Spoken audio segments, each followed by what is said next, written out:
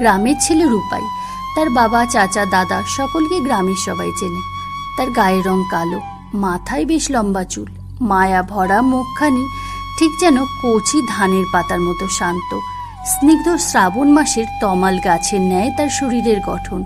সে যেমন সুন্দর ঘর ছাইতে পারে, তেমন সুন্দর লাঠি চালাতে পারে। মাঝঝাড় থেকে বাঁশ কেটে সে নিজের হাতে বাঁশি তৈরি করে, আর সেই বাঁশিতে সুন্দর সুর তোলাই তার প্রিয় শখ। পরিশ্রমী এবং সংসারী ছেলে বলে রূপায়ের সুনাম 10 গ্রাম জোড়া।